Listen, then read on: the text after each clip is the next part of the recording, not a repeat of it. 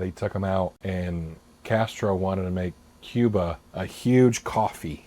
He wanted to make it like the biggest coffee producer in the world. So they were planting coffee everywhere, in ditches, on roads, just everywhere. Everything belonged to the government. Fields, they were just planting coffee everywhere. And so they take these crews out there and they work, and they would, go in there, and one guy scratched his eye, and the whatever fertilizer in there caused him to lose his eye. And then my grandfather talked about stories where they would be in a cell that could hold like 50 people, and they'd have 120 in there, Jake. And you would have to sleep on your side. And, some reason, a guard didn't like you, or something happened. They just come in the middle of the night, grab you, and you disappear.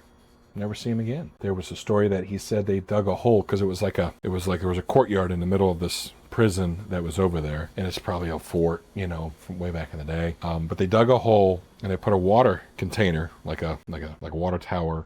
They chained a guy down, and they would throw him a piece of bread every day, and they had water dripping on his forehead. And I guess it makes you go crazy. It's called Chinese water torture. And they did that to a guy, and he was in there for like a week, and he came out nuts. So pretty bad stuff, and it was bad. You go to Central America because he could speak the language. He felt more comfortable, but he did not like leaving the U.S. at all. He just, this is his home. But there were some stories he told me about, and it was pretty bad. And when my dad left, he was 13, and at 14, they usually recruit you, mandatory to go into the military. And that's when communism was spreading and going in. He was supposed to go to Angola because they were fighting in Africa to spread communism, So it's a tough deal. Luckily, they were able to get out, and my dad was in school, and this is like he's 12, so you're what? He's, middle school probably, maybe a little bit younger. And they would come into the classroom, and they would ask, who are the worms that are leaving? Stand up. And they'd make the kids stand up that are leaving and say, oh, look at these worms. They're leaving the country. They're going to the Imperials. So I'm sure that messed up with my dad.